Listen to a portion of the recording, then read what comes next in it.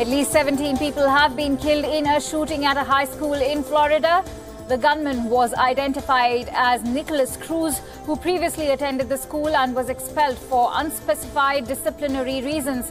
The firing took place shortly before dismissal at the Marjory Stoneman Douglas High School in Parkland.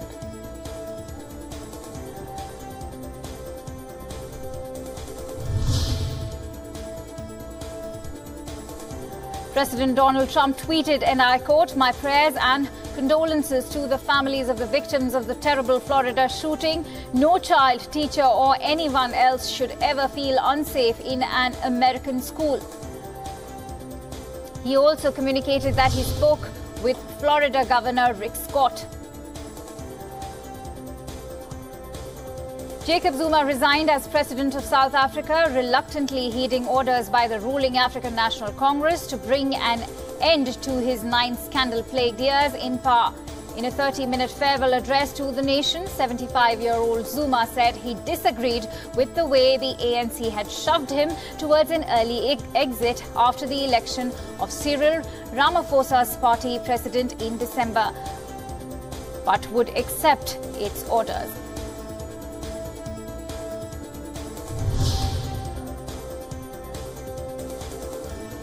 4 are dead and 9 injured in Bolivia after an explosion late on Tuesday. The incident comes just days after another explosion at the exact same site in Oruro, in which 8 were killed.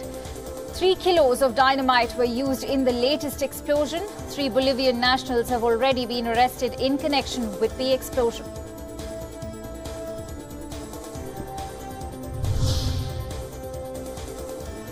Saudi Arabia's energy minister said that crude producers need to stick to production cuts throughout 2018 in order to rebalance the oil market. Saudi said it will restrain its oil exports in March despite lower domestic need for crude, as OPEC's leader is pushing to eliminate fully the global oil glut and combat worries about a new cycle of oil price weakness.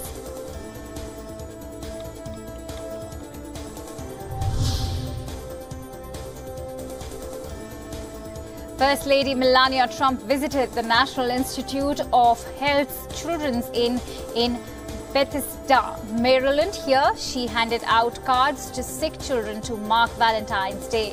The First Lady also offered her sympathy to victims of a school shooting in Florida, tweeting, and I quote, "My heart is heavy over the school shooting in Florida. Keep all affected in my thoughts and prayers."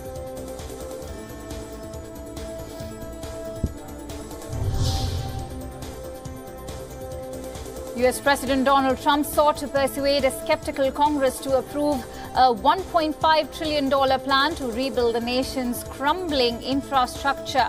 Trump's plan calls for $200 billion in new federal spending and the remainder to be paid by state and local governments, as well as investments by private enterprise.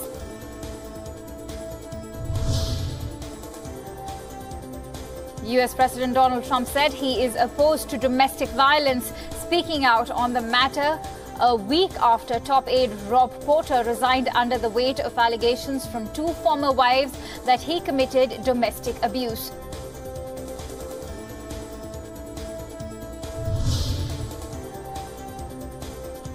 The US Secretary of State Rex Tillerson met Jordan's King Abdullah at his residence in Amman during a visit to sign a 5-year, $6.4 billion and package that extends US support to a key Arab ally. Tillerson said earlier during a press conference in the capital that US work on a new Middle East peace plan was fairly well advanced, though he provided no details on an initiative which comes amid deep Palestinian skepticism about US intentions.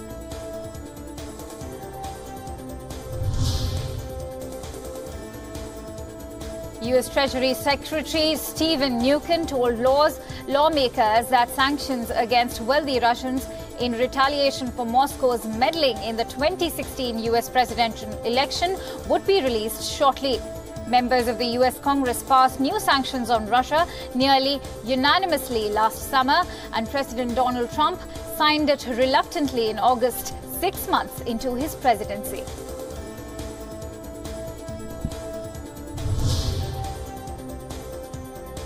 Former Trump campaign manager Paul Manafort was in federal court on Wednesday for a status hearing in a 12-count indictment on money laundering and other charges.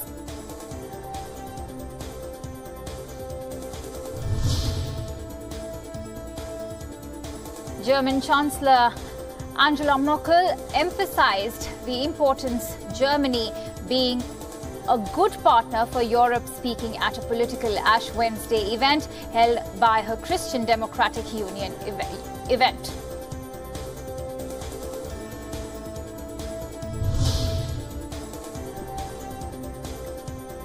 Germany's Social Democrats will clash over policy with Angela Merkel in the next government, the main candidate to lead the centre-left party said, adding that the Conservative Chancellor was approaching the end of her career, seeking to rally support for a deal to renew an alliance with Merkel's Conservative bloc that SPD members have to ratify in a postal ballot.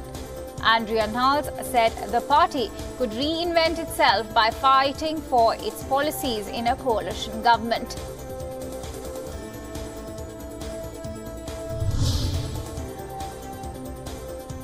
Thousands of Ethiopians celebrated in Adama city after a senior opposition leader was released from prison and all charges against him were dropped. Bikael Garba, Secretary General of the Oromo Federalist Congress, addressed thousands of his supporters and urged them to continue with their peaceful protests until all political prisoners were released.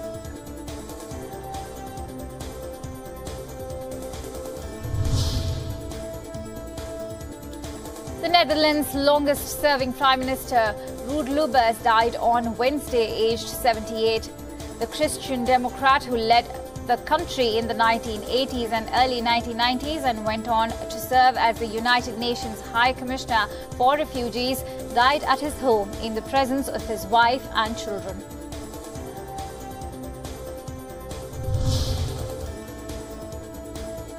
U.S. professional golfer Bill Haas escaped serious injury in a fatal three-car collision in Los Angeles on Tuesday that also involved actor Luke Wilson, but will drop out of a tournament as a result.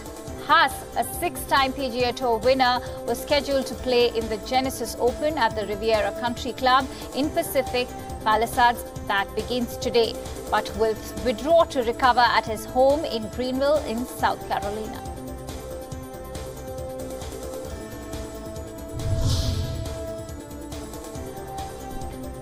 Zimbabwe opposition leader Morgan Tsvangirai died on Wednesday in South Africa after a long battle with cancer.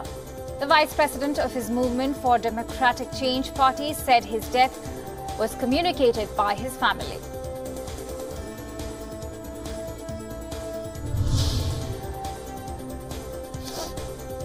Pope Francis, leading Catholics into the season of Lent, urged people to slow down amidst noise, haste and desire for instant gratification in a high-tech world in order to rediscover the power of silence. On Ash Wednesday, Christians in churches around the world had ashes rubbed onto their foreheads in a ritual to remind them of their mortality.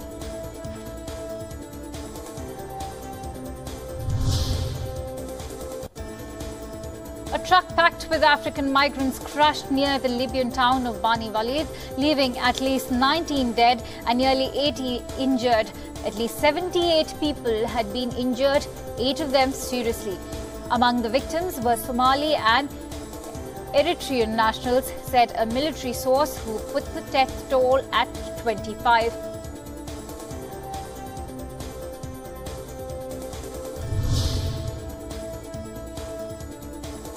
Iraq received pledges of $30 billion, mostly in credit facilities and investment from allies, but this fell short of the $88 billion that Baghdad says it needs to recover from 3 years of war.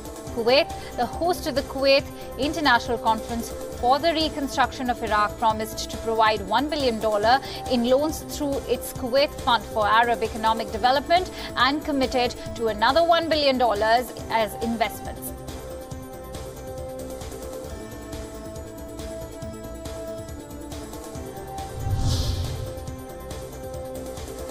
UN-aid convoy of 9 trucks carrying food, health and other supplies for 7,200 people reached the besieged rebel-held Damascus enclave of eastern Ghouta. The convoy is the first since November 28 to enter eastern Ghouta, where almost 400,000 civilians are under siege.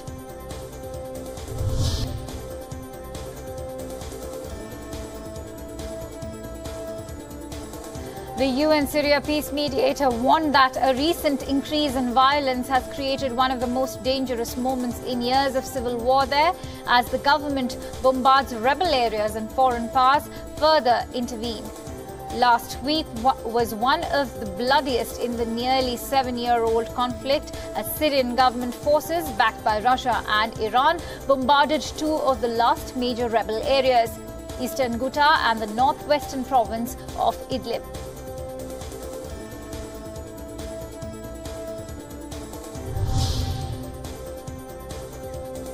The head of the Norwegian Refugee Council said a humanitarian disaster in eastern Congo is quickly worsening, as aid agencies have been forced to pull back due to growing insecurity and slashed budgets.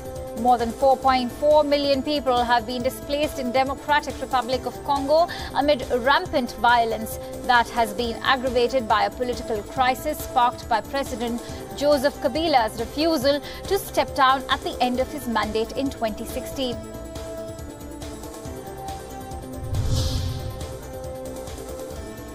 Rio's Beija Flor was crowned champion Samba School, winning Carnival's top prize with a performance that depicted scenes of crime, corruption and poverty in Brazil. Beija Flor's float featured gang warfare, corrupt politicians and a child's coffin. The hard-hitting Carnival display comes amidst a Brazil racked by crime and in the throes of economic crisis and austerity.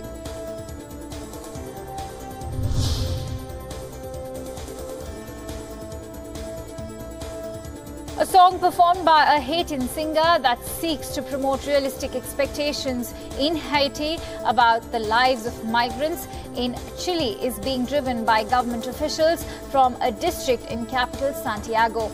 Life Abroad, performed in Spanish and Creole by Haitian singer Jean Youngnak, known as Black Pete, will be used as part of a campaign led by the Estonian Central Municipality seeking to inform Haitians about life in the South American country.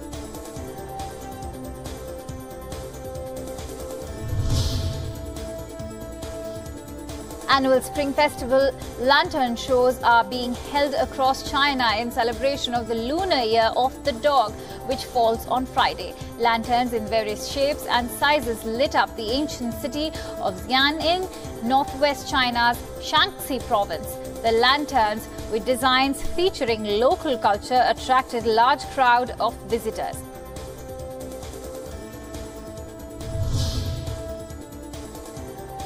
As the Chinese Spring Festival to be celebrated on Friday, animals also feel the festive atmosphere and enjoy the special celebrations held for the upcoming festival. Giant pandas in Chengdu research base of giant panda breeding in southwest China's Sichuan province made special appearance to the visitors on a snow-coated playground.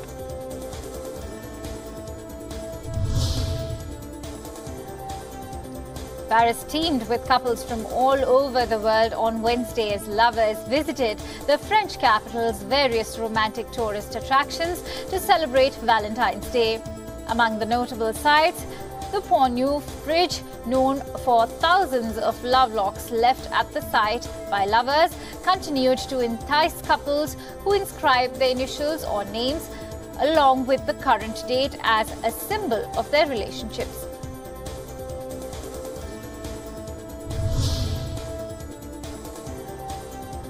Love was in the air atop the Empire State Building as couples got married and renewed their vows on Valentine's Day, the only day of the year when marriages are permitted at the iconic New York City skyscraper in back-to-back ceremonies. The couples wed outside on a cold winter day on the 86th floor observation deck with the Manhattan skyline as the backdrop.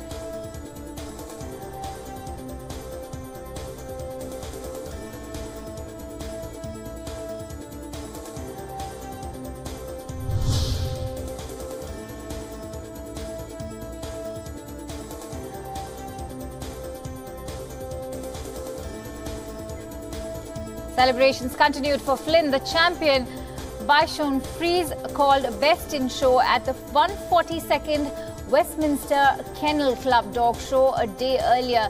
The diminutive fluffy white winner was treated to chicken lunch at Sardi's, a New York institution in the heart of Manhattan's theater district. More than 2,880 dogs representing 201 breeds and varieties competed at this year's Westminster Kennel Club contest.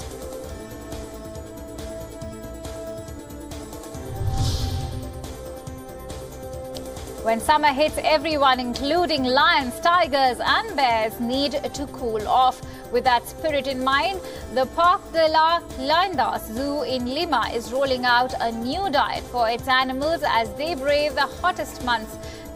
Bears dined on frozen watermelons, fruits, while jaguars received pieces of meat frozen in blood.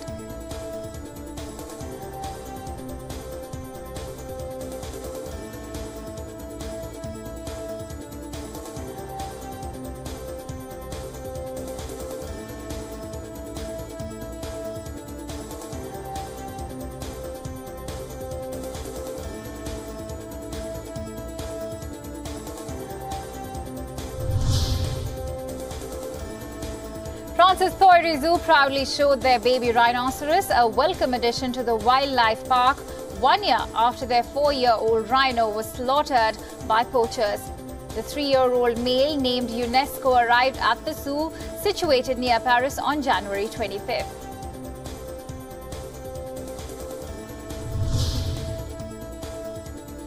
An old tea warehouse collapsed in Sri Lanka's capital, killing at least 7 people on Wednesday, with some people feared trapped in the rubble. Police said at least 12 people were inside the building near the R. Pramadasa cricket ground at the time of the collapse. Locals and tourists flocked to North Indian mountainous desert town of Leh to celebrate the colourful Buddhist festival Tosmoki.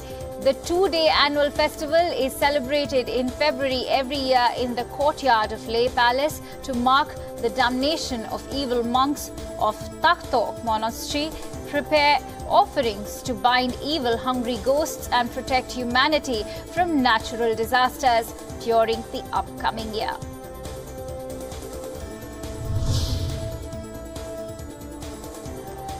A local social group in India's western Surat city arranged a mass marriage function for 25 differently abled tribal couples on Valentine's Day. Wearing colourful dresses and sheeny jewellery, the differently abled brides and grooms sat shyly as their priests chanted wedding verses in Sanskrit.